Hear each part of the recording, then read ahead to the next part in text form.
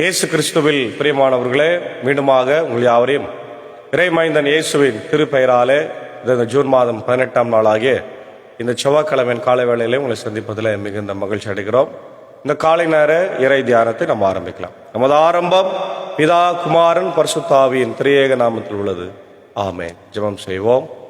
மகா இரக்கமும் கிருபை நிறைந்த நல்ல ஆண்டவரே, எல் ராஜாதி ராஜாவே, கர்த்தாதி கர்த்தாவே, எல்லாம் வல்ல இறைவன் தந்தை, மைந்தன், தூய் ஆவியாகிய திரியேக கடவுளே, இந்த காலை வேளையிலே நம்முடைய சமூகத்திலே ஆண்டவரே இந்த நாளை நாங்கள் ஆரம்பித்திருக்கிறோம்.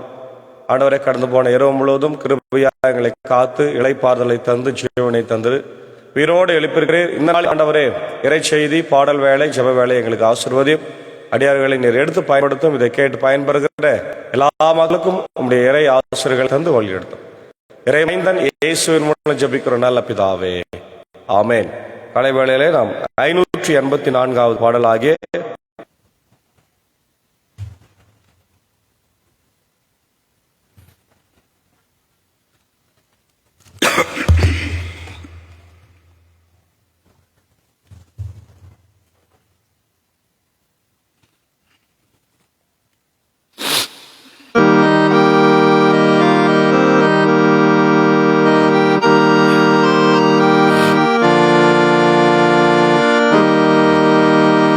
இயேசுவே உம் நாமத்தினால் இன்பமுண்டு யாவருக்கும், நன்றியுள்ள இதயத்துடன் கூடினோம் இந்நன்னாளிலே. எங்கள் தேவானே, எங்கள் ராஜனே, எங்கள் தேவானே, எங்கள் ராஜனே, என்றும் உம்மையே செவிப்போம். நன்றியுள்ள சாட்சியாக உமக்கென்றும் ஜீவிப்போம்.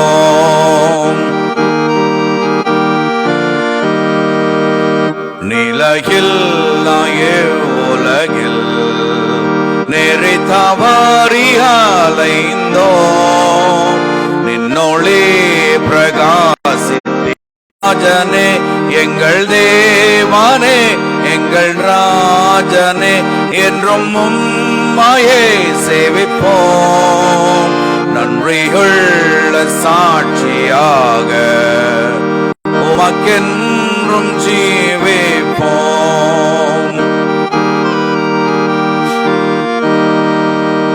மண்ணை நாடி பொன்னை அடைந்தோம், புகழ் தேடியே மாற்றம் கொண்டோம். விண்ணை நோக்கி ஜெயம் பெற்றோம், இயேசுவின் தரிசனத்தால்.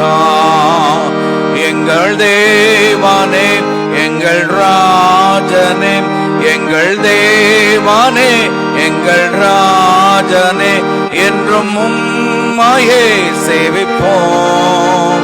நன்றியுள்ள சாட்சியாக உமக்கென்றும் ஜீவிப்போம். இயேசுவை நாம் பின் செல்லுவோம், உலகை என்றும் வெறுப்போம். ஜீவப்பாதை சென்றிடுவோம், என்றும் அவரின் பலத்தால். எங்கள் தேவானே, எங்கள் ராஜனே, எங்கள் தேவானே, எங்கள் ராஜனே, என்றும் உம்மையே சேவிப்போம். நன்றியுள்ள சாட்சியாக உமக்கென்றும் ஜீவிப்போம்.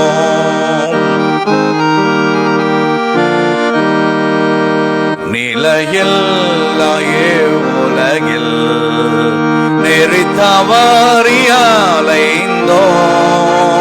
நின்னொளி பிரகாசித்திட சாகஜீவன் கண்டடைந்தோம். எங்கள் தேவானே, எங்கள் ராஜனே, எங்கள் தேவானே, எங்கள் ராஜனே, என்றும் உம்மையே சேவிப்போம். நன்றியுள்ள சாட்சியாக உமக்கென்றும் என்றும் ஜீவிப்போம்.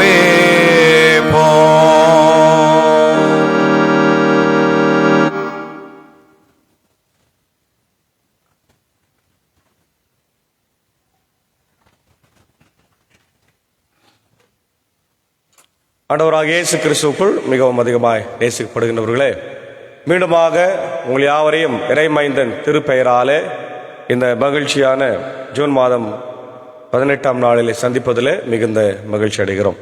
இந்த காலை நேரத்தில் நாம் தியானிக்கும்படியாக தெரிந்து கொண்ட கடவுளுடைய வார்த்தை, அது யோபுவின் புத்தகம் 38ஆம் அதிகாரம் முதல் 11 வசனங்கள். யோபு 38 முதல் 11 வசனங்கள் இருக்கின்ற இறை வார்த்தைகள். இந்த யோபு பதத்தினுடைய முன்னுரை பார்க்கும்போது, விவிலியத்தின் ஞான இலக்கியங்களுள் யோபு என்னும் இந்நூல் தலை சிறந்தது. ஒரு காலத்தில் கடவுளுக்கு ஏற்ற நீதிமானாக ஒருவர் வாழ்ந்து வந்தார். அவர் பெயர் யோபு. அவர் செல்வர், கடவுளுக்கு அஞ்சி வந்தவர். கடவுளின் அனுமதியோடு சாத்தான் யோபை சோதித்தான். இதனால் யோபு மக்களை இழந்தார், சொத்து சுகத்தை இழந்தார், உடல் நலத்தையும் இழந்தார். இருப்பினும் அவர் கடவுளை தூற்றினார் இல்லை, அவருக்கு ஏற்புடையவராகவே வாழ்ந்து வந்தார். அவர் மனைவியும் நண்பர்களும் அவருடன் வாக்குவாதம் செய்து இறைவனின் நீதியை விளக்க முயன்றார்கள். பழைய ஏற்பாட்டு பின்னணியின்படி துன்பத்திற்கு காரணம் ஒருவர் செய்யும் பாவமே. ஆகவே யோபு படும் துன்பத்திற்கு காரணம் அவர் செய்த பாவமே என்பது நண்பர்களின் கூற்று. தாம் அத்தகைய குற்றம் ஏதும் செய்யவில்லை என்பது யோபு கூறும் மறுப்பு. இவ்வாறு நீதிமான் ஏன் துன்பப்பட வேண்டும் என்ற வினாவிற்கு விடை காணும் போக்கில் நாடகம் போல் அமைந்துள்ளது இந்த நூல். இந்நூலின் காலம் திட்டவட்டமாக தெரியவில்லை. பல அறிஞர்கள் இது பாபிலோனிய அடிமை வாழ்வுக்கு பிற்பட்டது என்று சொல்லுகிறார்கள். அன்பானவர்களே, இந்த பகுதியில குறிப்பாக திருமறை நாம் பார்க்கின்ற போது நமக்கு 66 புத்தகங்கள் இருக்கிறதை நம்ம பார்க்கின்றோம். குறிப்பாக பழைய ஏற்பாட்டில் 39 புத்தகங்கள் இருக்கிறது. இது 4 பிரிவாக இறையியலாளர்கள் பிரித்திருக்கிறார்கள். முதல் பிரிவு வரலாற்று புத்தகங்கள் என்று பெயர் பெற்றிருக்கிறது. அதாவது ஆதியாகமம் முதல் உபாகமம் வரையில வரலாற்று, 5ஆகமம் அதாவது சட்டநூல் தோரா என்று தோரா என்று சொன்னால் 5 நூல். ஆதியாகமம் முதல் உபாகமம் வரை தோரா என்று. அதுக்கப்புறம் வரலாற்று நூல்கள், யோசுவா, நியாயாதிபதிகள், ரூத்து, சாமுவேல், அரசர்கள் அதாவது ராஜாக்கள், நாளாகமம், எஸ்ரா, நெகேமியா, எஸ்தர், இதுவரையில வரலாற்று புத்தகம். அதுக்கப்புறம் யோபு, சங்கீதம், நீதிமொழி, அதே போல பிரசங்கி, உன்னத பாட்டு, இதுவரையில நமக்கு அது லிட்ரேச்சர் இல்லையா, ஞான இலக்கியம் என்று சொல்லப்பட்டிருக்கிறது. அதுக்கப்புறம் ஏசையா, எரேமியா, புலம்பல், எசேக்கியேல், தானியேல், இதுவரையில மேஜர் ப்ராஃபட்ஸ் என்று நம்ம பார்க்கிறோம். அதுக்கப்புறம் ஓசையா முதல் கடைசி வரையில மல்கியா வரையில மைனர் ப்ராஃபட்ஸ் என்று நாம் பார்க்கிறோம். அப்போ இப்படியாக பழைய ஏற்பாட்டு ஓல்ட் டெஸ்டமென்ட் புத்தகம் நமக்கு கொடுக்கப்பட்டிருக்கு. அப்போ நம்ம பார்க்கிறது ஞான இலக்கியங்களில் ஒன்றான யோபு, ஞான இலக்கியம். இந்த லிட்ரேச்சர், இங்கிலீஷ் லிட்ரேச்சர்ல நீங்க பார்த்தீங்கன்னா இந்த ஜோப் என்ற புத்தகம் மிக சிறப்பாக இடம்பெற்றிருக்கிறது. பிஏ, எம்ஏ இங்கிலீஷ் படிக்கிறவங்க நீங்க கேட்டீங்கன்னாவே யோபு புத்தகத்தை படிக்காம அவங்க அந்த லிட்ரேச்சர் கம்ப்ளீட் பண்ணவே முடியாது. அந்த அளவுக்கு ஒரு சிறப்பு மிக்க ஒரு லிட்ரேச்சராக இருக்கின்ற ஒரு புத்தகம் இந்த யோபு புத்தகம். அவ்வளவு சிறப்பு மிக்க இலக்கியங்கள்ல மிக அழகாக அந்த காலத்தில் எழுதியிருக்கிறார்கள் இல்லையா. அப்போ இன்றைக்கு இந்த பகுதியில கடவுள் நம்மோடு கூட என்ன பேசுகிறார் என்றால், ஆண்டவரின் முதல் சொல், அதாவது யோபுனுடைய வாழ்க்கை பற்றி நல்லா தெரியும். ஊத்ஸ் என்கின்ற தேசத்துல மிக சிறப்பான ஒரு மனிதனாக செல்வந்தராக வாழுகிறார். நல்ல மனைவி, 10 பிள்ளைகள், ஆடு மாடு ஒட்டகம் சொத்து எல்லாமே இருக்கிறது. ஆனால் திடீர் என்று அவனுடைய வாழ்க்கை நீங்க பாத்தீங்கன்னா நீதிமானா இருந்தான், உத்தமனா இருந்தான் இல்லையா, பிள்ளைகளை நன்றாக வளர்த்திருந்தான், கடவுளுக்கு அஞ்சி நடப்பவன், ஏழைகளுக்கு தர்மம் செய்பவன். இதெல்லாம் முதல் அதிகாரத்துல வருகிறது. அப்ப இதெல்லாம் பார்த்து சாத்தான் என்ன பண்றான் பாருங்க, அழகா இதை இந்த ஆசிரியர் வடிவமைத்திருக்கிறார்.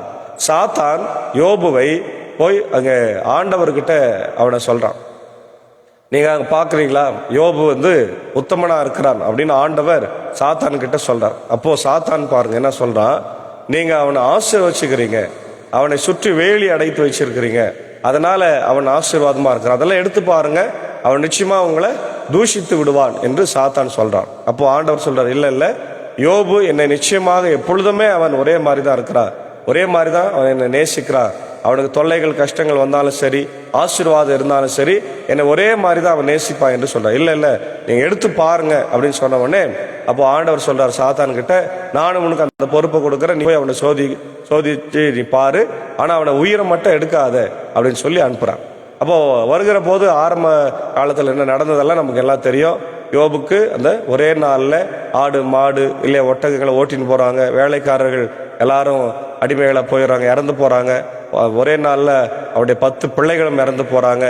அவருக்கு உடல்ல பருக்கள் நிறைந்து கொப்பளங்கள் தெருவில் உட்கார்ந்து ஓடு எடுத்து கீறி கொண்டிருக்கிறார், சாம்பல்ல உட்கார்றாரு. மனைவி சொல்றாங்க, இப்படி இவ்வளோ கஷ்டம் உனக்கு அறிவு இல்லையா, நீ கடவுளை போய் வணங்கி கொண்டிருக்கிறாயே, நீ தூஷித்து செத்துப்போ அப்படின்னு சொன்ன உடனே அவர் சொல்றாரு, பைத்தியக்காரி மாதிரி பேசுறே, கடவுள் நமக்கு எவ்வளோ நன்மைகளை ஆசீர்வாதங்களை செய்திருக்கிறார், இதுவும் அவர் தருவதுதான், ஆகவே கர்த்தர் கொடுத்தார், கர்த்தர் எடுத்தார், கர்த்தருடைய நாமத்திற்கு ஸ்தோத்திரம் என்று சொல்லி அவர் அங்கே சொல்லுகிறதை நான் பார்க்கிறேன். அதுக்கப்புறம் அப்படியே 3 நண்பர்கள் வருகிறாங்க. 3 நண்பர்கள் அவரோடு கூட உட்கார்ந்து அவர்களோடு கூட பேசுகிற அந்த சம்பாஷணை தான் இந்த 42 அதிகாரம் முழுசுமே வருகிறது. அப்போ அதுல அவங்க நிறைய உரையாடல்கள் பண்றாங்க.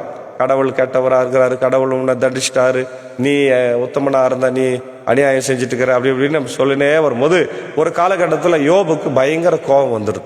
அப்போ நான் நல்லவனா தானே இருந்தேன், கடவுள் ஏன் என்னை சோதிச்சார் அப்படின்னு கடவுள் மேல ஒரு கோபத்தை திருப்பும் போது முதலாக 38ஆம் அதிகாரத்துல கடவுள் அவங்ககிட்ட பேசுறார். பாருங்க, ஆண்டவர் சூறாவளியில் நின்று யோபுக்கு அருளிய பதில். அதற்கு முன்ன அதிகாரத்துல தான் யோபு கோபப்படுறாரு, ஆண்டவர் என்ன சோதிச்சிட்டாரு, அப்போ ஆண்டவர் அநியாயம் செஞ்சிட்டாரு அப்படின்னு அவர் பேசும்போது ஆண்டவர் சொல்றாரு, அறிவற்ற சொற்களால் என் அறிவுரையை இருட்டடிப்பு செய்யும் இவன் யார்? இல்லையா, அறிவற்ற சொற்களால் என் அறிவுரையை இருட்டடிப்பு செய்கிற இவன் யார் என்று கேட்கிறார். முதல்ல யோபுவை பற்றி ஆண்டவர் கொண்டிருந்த அந்த நல்ல எண்ணம் இங்க பாருங்க மாறுகிறது. இல்ல, இவன் இருட்டடிப்பு செய்கிறான், என்னுடைய சிந்தனையை இவன் மாற்றுகிறான், என்னுடைய அறிவை மாற்றுகிறான் என்று சொல்லுகிறார். வீரனை போல் இடையினை இறுக்கி கட்டு, வினவுவேன் உன்னிடம், விடை எனக்கு அளிப்பா என்று சொல்றான். நீ சும்மா உக்காந்து பேசினுக்காத, நல்லா இடைய கட்டு, வீரனை போல் போருக்கு ஆயத்தமாகிற மாதிரி ஆயத்தமாயிரு, நான் உன்னை கேள்வி கேட்பேன் என்று சொல்றார். மண்ணகத்திற்கு நான் கால்கோள் இடும்போது நீ எங்கு இருந்தாய், உனக்கு அறிவு இருக்குமானால் அறிவிப்பாயா என்று கேட்கிறார். முதல்ல இந்த உலகத்தை உருவாக்கும் போது அதுக்கு நான் அடிக்கால் இட்டேன் என்று சொல்றார். இல்லையா, இந்த உலகத்தை படைத்த போது நம்ம யாருமே கிடையாது, கடவுள் மட்டும்தான் இருந்தார், யாரையும் ஆண்டவர் உருவாக்கவே இல்லை. முதல் உலகத்தை உருவாக்கிய பின்னுதான் எல்லாத்தையும் உருவாக்குறார். அப்போ இந்த உலகத்தை உருவாக்கும் போது அடிக்கால் இட்ட போது நீ எங்கே இருந்தா என்று சொல்லு எனக்கு சொல்றார். என்ன பதில் சொல்ல முடியும்? ஒரு பதிலும் சொல்ல முடியாது. அடுத்து சொல்றாரு, அதற்கு அளவு குறித்தவர் யார், அது இவ்வளவு அளவுதான் இருக்கணும் அப்படின்னு அளவு குறித்தவர் யார், உனக்கு தான் தெரியுமே, அதன் மேல் நூல் பிடித்து அளந்தவர் யார் சொல் அப்படின்றார். இல்லையா, அதுக்கு அளவு பிடித்தவர் யார், நூல் பிடித்தவர் யார் என்று கேள்வி மேல் கேள்வி கேட்கிறார். ஒன்னும் அவனுக்கு தெரியல. எதன் மேல் அதன் தூண்கள் ஊன்றப்பட்டன, அல்லது யார் அதன் மூளைக்கல்லை நாட்டியவர்? இல்லையா, தூண்கள் எது, மூளைக்கல் எது சொல்லு பண்றார். அப்போது வைகரை விண்மீன்கள் ஒன்றிணைந்து பாடின, கடவுளின் புதல்வர் களிப்பால் ஆர்ப்பரித்தார்கள். அதாவது தேவ தூதர்களும் இல்லையா, வைகரை இந்த விண்மீன்கள் நட்சத்திரங்களும் ஆண்டவரை புகழ்ந்து பாடினதே, அதெல்லாம் உனக்கு தெரியுமா என்று கேட்கின்றார். கருப்பாய் நின்று கடல் உடைப்பெடுத்து ஓடிய பொழுது அதனை கதவிட்டு அடைத்தவர் யார்? கடலை நான் படைத்த போது அது சொல்றார், கருவிலிருந்து அது உருவாகி வந்தது, அது இம்மட்டு வா, இனிமேல் வராதன் கதவை அடைத்தவர் யார்? சொல்றார், மேகத்தை உருவாக்கி அதற்கு மேலடையாக்கி கார் இருளை பொதி துணியாக்கி எல்லைகளை நான் அதற்கு குறித்து கதவையும் தாழ்பாளையும் நான் பொறித்து இருக்கிறேன். இல்லையா, இதுவரை வருவாய், இதற்கு மேல் அல்ல, உன் இருமாப்பின் அலைகள் இங்கே நிற்க என்று நான் இயம்பிய போது எங்கிருந்தாய் நீ என்று கேட்கின்றாய். பாருங்க, கடவுளுடைய படைப்பை பற்றிய பெரிய கேள்விகள் இங்கே வருகிறது. என்னென்ன கேள்வி கேட்கிறாரு? இல்லையா, நான் இந்த உலகத்துல படைக்கும் போது நீ எங்கிருந்தாயின்னு கேட்கிறாரு. அளவுகோல் பிடிக்கும் போது நீ எங்கிருந்தாயின்னு கேட்கிறாரு. நூல் பிடிக்கும் போது எங்கிருந்தா என்று கேட்கிறாரு. தூண்கள் எதன் மேல ஊன்றப்பட்டது எனக்கு தெரியுமான்னு கேட்கிறாரு. மூளைக்கல்லை நான் படைத்தேனே, அப்போ நீ எங்கிருந்தா என்று கேட்கிறாரு. இல்லையா, அப்பொழுது விண்மீன்களும் தேவதூதர்களும் பாடினார்களே, அப்பொழுது நீ எங்கிருந்தான்னு கேட்கிறாரு. கடலை உண்டாக்கும் போது நீ எங்கிருந்தா என்று கேட்கிறாரு. அதற்கு நான் கதவுகள் இட்டு இது வரைக்கும் வா, இதுக்கு மேல வராத, வந்தாக்கா உன்னுடைய இந்த அலைகள் என்ன ஆகும், ஊருக்குள்ள சுனாமியா மாறும். அதான் சுனாமியா அது வந்தது என்று நம்ம பார்க்கிறோம். அப்போ மேகத்தை அதற்கு மேலாடியாக மாற்றுகிறார். இல்லை, எல்லைகளை குறிக்கின்றார், தாழ்பாளைகளை அவர் இருக்கிறார். இதெல்லாம் சொல்றார். இது வரையில இவ்வளோ காரியங்களை நான் செய்திருக்கிறேன், இதெல்லாம் செய்கிற போது நீ எங்கிருந்தா எனக்கு சொல் அப்படின்னு சொல்லுகிற போது அவர் ஒன்றுமே பதில் பேச முடியாமல் போயிட்டு. எப்பவுமே கடவுளுடைய கேள்விகளுக்கெல்லாம் நம்ம பதில் சொல்ல முடியாது. திருமறையில முதல் கேள்வி நம்ம பார்க்கிறோம், ஆதாமே ஆதாமே நீ எங்கிருந்தா என்று ஆண்டவர் ஆதியாம் புத்தகத்தில் கேட்கும்போது ஆதாம் சொல்றார், ஆண்டவரே நான் நிர்வாணியா இருக்கிறபடியால் ஒளிந்து கொண்டிருக்கிறேன் என்று சொல்லுகிறார். முதல் கேள்விக்கு ஆதாமால தவறான ஒரு பதில் தான் சொல்றான். இல்லையா, அவன் பாவம் செஞ்சுட்டு தான் ஒளிஞ்சுக்கிறான். நிர்வாணியா இருக்கிறான்னு அடுத்தது பாவத்தினால நிர்வாணியா இருக்கிறேன், அதான் உண்மையான பதில் அவன் சொல்லியிருக்கணும். ஆனால் அங்கே அவன் பொய் சொல்ல ஆரம்பித்தான். அப்போ கடவுளுக்கு விரோதமான காரியங்களை இன்னைக்கு நிறைய மக்கள் செய்து கடவுளையே கேள்வி கேட்கின்ற அளவுக்கு இன்னைக்கு பெரிய ஆட்களாக நம்ம மாறி இருக்கிறோம். ஆனால் தொடர்ந்து இந்த பகுதியை நீங்க படித்து பார்த்தீங்கன்னா கடவுள் சொல்றாரு, என்னை போல அறிவாளி இந்த உலகத்துல இல்லை, அவர் ஞானம் உள்ளவர், ஞானத்தின் பிறப்பிடமா இருக்கிறார், சகல ஞானமும் அவருக்குள்ளே இருக்கிறது. அதனால்தான் நீதிமொழிகள் புத்தகத்திலே கடவுளை ஞானமாக உருவகப்படுத்தி சாலமோன் சொல்லியிருப்பார். ஆகவே பிரியமானவர்களே, இந்த காலை வேளையிலே ஆண்டவரை கேள்வி கேட்பது நம்முடைய வேலை அல்ல, ஆண்டவரை சோதித்து பார்ப்பது நம்முடைய வேலை அல்ல, ஆண்டவருக்கு கோபத்தை உண்டாக்குவது நம்முடைய வேலை இல்லை என்பதை உணர்ந்து ஆண்டவர் இன்றைக்கு நமக்கு எல்லா தேவைகளையும் சந்திக்கிறார். ஒரு தகப்பன் தன் பிள்ளைக்கு என்னென்ன தேவைகளை சந்திப்பாரோ போல ஒரு தாய் தன் பிள்ளையை எவ்வளவு அதிகமாக நேசிக்கிறாளோ அது போல நம்மை அதிகமாக ஆண்டவர் நேசிக்கிறார். என்னுடைய தேவைகள் எல்லாம் அவர் அறிந்திருக்கிறவர், எல்லாவற்றும் தெரிந்திருக்கிறவர்.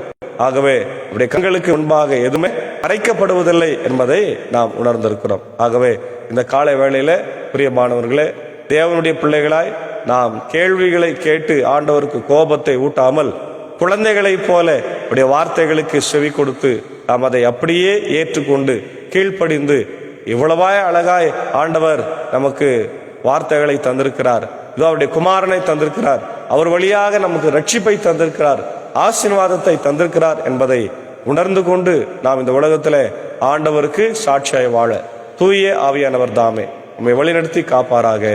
ஆமேன். ஜெபம் செய்வோம். மகா இரக்கமும் கிருபை நிறைந்த நல்ல ஆண்டவரே, என் ராஜாதி ராஜாவே, கர்த்தாதி கர்த்தாவே, இந்த ஆசீர்வதிக்கப்பட்ட மனமகிழ்வான காலை வேளைக்காக ஆண்டவரே நாங்கள் நன்றி செலுத்துகிறோம். இந்த காலை வேளையிலும் உம்முடைய இறை வார்த்தையை ஆண்டவரே கேட்டதற்காக நன்றி செலுத்துகிறோம். இதோ கர்த்தாவே, இந்த நாளிலும் ஆண்டவரே யோபு புத்தகத்தில இருந்து ஞான புத்தகம், ஞான இலக்கியங்களில் ஒன்றாக யோபுவை நாங்கள் ஆண்டவர் படித்து கொண்டிருந்தோம். இதோ இன்றைக்கு அந்த ஆண்டவரே நீரே இந்த உலகத்தின் ஞானமா இருக்கிறீர். உம்முடைய ஞானத்திற்கு ஆண்டவரை சமம் இந்த உலகத்துல எதுவுமே இல்லை. ஒருவேளை விஞ்ஞானங்கள் வளர்ந்து இன்றைக்கு அதிகமான ஞானங்கள் வந்தாலும் கூட உம்முடைய ஞானமே சிறந்த ஞானமாய் விளங்குகிறது.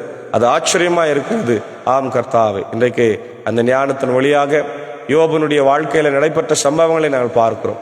உமக்கு விரோதமாக அவர் கேள்வி கேட்கும் போது ஆண்டவரே நீர் அவரிடத்துல சில கேள்விகளை கேட்கின்றீர். இந்த கேள்விகளுக்கெல்லாம் பதில் இல்லாமல் போகிறது. ஏனென்றால் கடவுளை நாங்கள் கேள்வி கேட்கவே முடியாது, கடவுளை நாங்கள் எதிர்க்கவே முடியாது ராஜா. இப்படிப்பட்ட சிந்தனையோடு நாங்கள் இல்லாமல் ஆண்டவரே குழந்தைகளைப் போல நீர் சொல்லுவதை ஏற்றுக்கொண்டு உடைய இறை வார்த்தைக்கு கீழ்ப்படிந்து வாழ கிருபை தார். இந்த இறை வார்த்தைகளை கேட்டுக்கொண்டிருக்கிற எல்லா மக்களையும், சகல ஆண்டவர் மக்களையும், உலகத்தில் இருக்கிற எல்லா மக்களையும் ஆசீர்வதிங்க. வெளிநாட்டில் வாழ் மக்கள் ஆண்டவரே, தமிழ் மக்களுக்காக ஆண்டவரே, அனைத்து உலக கிறிஸ்தவ மக்களுக்காக, இந்தியாவில் இருக்கிற அனைத்து உலக ஆண்டவர் கிறிஸ்தவ மக்களுக்காக நான் வேண்டிக் கொள்கிறோம். கிறிஸ்தவர் அல்லாத மக்களுக்காகவும் வேண்டிக் கொள்கிறோம். நம்முடைய இறை வார்த்தை கிறிஸ்தவர்களுக்கு மாத்திரம் அல்ல, எல்லாருக்கும் ஆண்டவர் உண்டு. சகல மக்களுக்கும் சகல ஜாதிகளுக்கும் உண்டு ராஜா. எல்லாரையும் கருத்து நீங்க ஆசீர்வதிங்க. இதோ இந்த நேரத்தில் America, UK, Australia, New Zealand, gulf countries ஆண்டவரே, அதே போல சீனா, ரஷ்யா போன்ற பகுதியில் இருக்கிற எல்லா மக்களையும் ஆசீர்வதிங்க. குறிப்பாக என்னுடைய தாய் திருநாடாகிய இந்திய தேசத்திற்காக ஜெபிக்கிறோம். எங்களை ஆட்சி செய்கிற என்னுடைய பிரதமர், ஜனாதிபதி, எங்களுடைய முதலமைச்சர், கவர்னர், அனைத்து மினிஸ்டர்ஸ், ஆண்டவர் கலெக்டர்ஸ்க்காக ஜெபிக்கிறோம். ஆண்டவர் அமைதி சமாதானம் என்னுடைய தமிழ்நாட்டில் இருக்கட்டும் ராஜா. அதே போல என்னுடைய எல்லா திருச்சபைகளையும் ஆசீர்வதிங்க. கத்தோலிக்க திருச்சபை, ஆண்டவர் சிஎஸ்சி திருச்சபை, இண்டிபெண்டன்ட் திருச்சபைகள், ஆண்டவர் பல்வேறு டினாமினேஷன்ஸ், குறிப்பாக லுத்தரன் திருச்சபைகள், ஐஎல்சி திருச்சபை, எல்லாத்துக்காக ஜெபிக்கும். என்னுடைய ஆம்பர் சபை சங்கம், 3 சபை சங்கங்கள், போதகர்கள், ஊழியங்கள், ஸ்தாபனங்கள், பள்ளிக்கூடங்கள், சிறப்பு பள்ளிக்கூடங்கள், பெதஸ்தா மருத்துவமனை, எல்லாவற்றையும் என் தேவன் ஆண்டவரே நீர் ஆசீர்வதிக்க வேண்டும் என்று கெஞ்சுமன்றார். இந்த காலை வேளையிலே உம்முடைய இறை வார்த்தையை கேட்டுக்கொண்டிருக்கிற ஆண்டவர் எங்கள் மக்கள் ஒவ்வொருவரையும் ஆசீர்வதியுடைய இல்லங்களிலே உள்ளங்களிலே இறை அமைதி சமாதானம் பொங்க வேண்டும் என்று நான் ஜெபிக்கிறேன் கர்த்தா. இந்த நாளிலே கூட ஆண்டவரே பிறந்த நாளை, ஆண்டவர் திருமண நாளைக்கு நன்றி செலுத்திக் கொண்டிருக்கிற எல்லா மக்களுக்காக ஜெபிக்கிறோம். குறிப்பாக என்னுடைய காட்பாடி, வெள்ளூர் ஆண்டவரே சிஎஸ்ஐ திருச்சபையிலே உடைய ஊழியத்தை மிக சிறப்பாக செய்து வருகிற மதிப்புக்குரிய ஆயர் அருள் திரு அருள்தாஸ் ரஞ்சிதம் ஆண்டவரே குடும்பத்திற்காக ஜெபிக்கிறோம். அன்பான ஆண்டவரே மூத்த மகன் ஆண்டவரே திரு இமானுவேல் அவர்களுக்காக ஜெபிக்கிறோம். கர்த்தாவே மகனை நீர் ஆசீர்வதிங்க. இந்த பிறந்த நாள் மகனுக்கு பெரிய ஆசீர்வாதமா இருக்கட்டும், எதிர்காலம் வளமா இருக்கட்டும். வாலிபன் தன் வழியை எதனால் சுத்தம் பண்ணுவான்? வசனத்தினால் தன்னை காத்து கொள்ளுகிறதுனாலே என்று சொல்லியிருக்கிற உடைய வார்த்தையின்படி உடைய வார்த்தைக்கு கீழ்ப்படிந்து ஆண்டவரை மகன் நடந்து கொள்ள கிருபை தார். அவருடைய அன்பு ஆண்டவர் பெற்றோர்களை ஆசீர்வதி, அருள்தாஸ் ஐயாவையும் ரஞ்சிதம் அம்மாவையும் ஆசீர்வதிங்க. இது அவர்கள் மிக சிறப்பான ஊழியத்தை செய்கிறார்கள் என்று சொல்லி ஆண்டவரை அன்பர் சார் வழியாக அறிந்து கொள்கிறோம். தொடர்ந்து இப்படி திவ்ய பிரசனம் குடும்பங்களோடு தங்கியிருக்கட்டும். ஆண்டவர் அதே போல நாளில் பலவீனமாக இருக்கிறவர்கள் உண்டு, சுகனமாக இருக்கிறவர்கள் உண்டு. ஆண்டவர் பிஜே ராஜ்குமார் ஐயருக்காக, நிக்சன் ஐயருக்காக, மூத்த ஆண்டவரே 1000 மக்களுக்காக, ரிட்டையர்ட் டீச்சர்ஸ்க்காக நாங்கள் ஜபிக்கிறோம். எல்லாரையும் கண்ணோக்கிப்பார். குறிப்பாக இந்த ஊழியத்தில் எல்லோடு இருக்கிற அன்புக்குரிய அன்பர் சாருக்காக, ஏஜக்காவுக்காக, அன்பான பிள்ளைகள், மாத்தாள் மறைகளுக்காக ஜபிக்கிறோம். ரத்த கோட்டுகளை மூடி மறைத்து தேவையை சந்தியும். ஆண்டவருடைய சாக்கோ சாருக்காக, டீச்சருக்காக ஜபிக்கிறோம். ஆசீர்வதியும் பலப்படுத்தும். அவருடைய ஆண்டவரே ஜான்சன் சாருக்காக, குடும்பத்திற்காக ஜபிக்கிறோம். இந்த ஊழியத்தை பிராட்காஸ்ட் செய்ய உதவி செய்கிற அவரையும் கர்த்தர் ஆசீர்வதியும். தொடர்ந்து உடைய திவ்ய பிரசன்னம் ஆண்டவர் இந்த நாளிலே எங்களோடு கூட தங்கியிருக்கட்டும். நாங்கள் செய்கின்ற பணிகளிலே ஆண்டவர் இப்படி கிருபை இருந்து வழிநடத்தும். நாங்கள் எப்பொழுதும் கடவுளுக்கு எதிரானவர்கள் ஆக இல்லாமல், ஆண்டவர் கேள்வி கேட்காமல், எல்லாவற்றையும் குழந்தைகளைப் போல ஆண்டவரே நீர் சொல்லுவதெல்லாம் ஆண்டவர் சரியாக தான் இருக்கும் என்பதை நாங்கள் ஏற்றுக்கொண்டு குழந்தைகள் போல ஆண்டவர் நாங்கள் விசுவாசித்து வாழ கர்த்தர் கிருபை தார். தொடர்ந்து திவ்ய பிரசன்னம் இந்த நாளில் எங்களோடு தங்கியிருக்கட்டும். இறை மைந்தன் இயேசுவின் மூலம் ஜபிக்கிறோம் நல்ல பிதாவே, ஆமென். நமது ஆண்டவராக இயேசு கிறிஸ்துவின் கிருபை, பிதாவின் அன்பு, பரிசுத்த ஆவினை நம்மளோடு கொண்டிருப்பதாக. ஆமென்.